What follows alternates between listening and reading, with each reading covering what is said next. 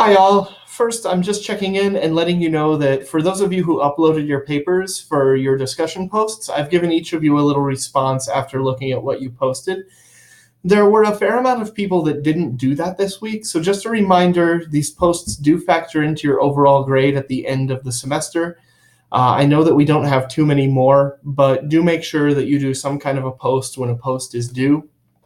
Otherwise, this is going to be the first in a series of mini lecture videos that are designed to introduce some of the basic and broader theories that might be useful for you as you approach doing educational research, particularly from a qualitative angle. The first one that we're going to talk about is critical theory. I had a request to talk about Jürgen Habermas, who's a critical theorist, and then someone else suggested that I talk about critical race theory. So I'm just going to do critical theory in general and try to touch on what that is and what that looks like. So very broadly, when you're doing critical theory, you're interested in questions of power and empowerment. The assumption within any kind of critical approach is that there is power that resides in a place that certain people have access to and others don't, and this creates inequality in the world. When you're doing a critical project or critical research, you're adopting that assumption that power exists somewhere, that there is inequality, and then you're trying to unveil that inequality. Something else to keep in mind when you're doing critical theory is that generally differences in power are a part of a larger system designed to keep certain people in power and certain people out. What counts as power, or the way that you try to analyze power within a system, is going to differ based on what flavor of critical theory you adopt. It goes all the way back to Marx, who saw capital, or the means that people use to make money, as power. Those who had money controlled the working conditions of their employees as well as employees' pay, which directly affected a large number of employees' quality of life. And for Marx, that was power. That was a way to hold power over others. Now we have a bunch of other ways to sort of assess this idea of power. So we have critical discourse analysis, for instance, which looks at how power exists in languages. Language can be exclusive, language can be preventative, or it can be empowering, and we can probably think of different ways that that might play out, just very basically.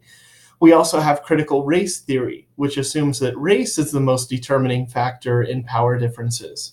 If I'm doing a critical race analysis of the education system, I'm going to start by assuming that the world is set against Black or brown or Asian kids, and then my analysis is going to point out how the world is set against them.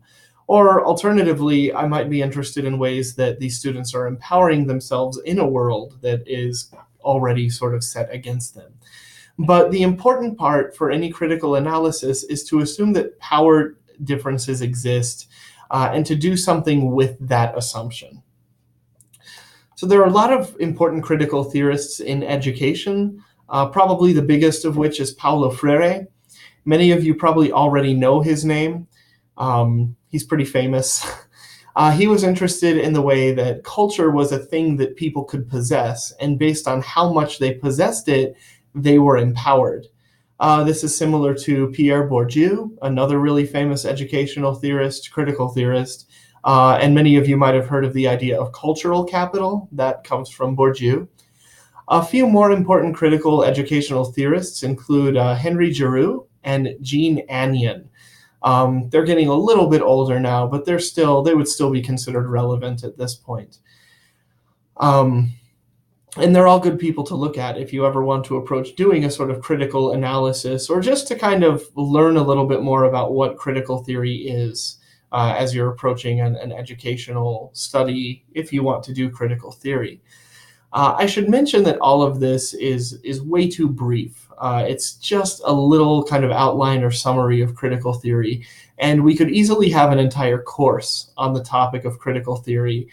Maybe then we could get into kind of the differences between some of these more specific people. We could talk a little bit about Habermas, or, there are so many others that we could talk about. But just for the purposes of this video, I wanted to sort of introduce its main tenets and float it as a viable option for research. If you want the spelling for some of those people's names, if you think this would be something that you'd be interested in doing further down the line, I'm happy to give you the spelling. But just keep it as a potential tool, a potential theoretical framework that you can use while you're doing educational research.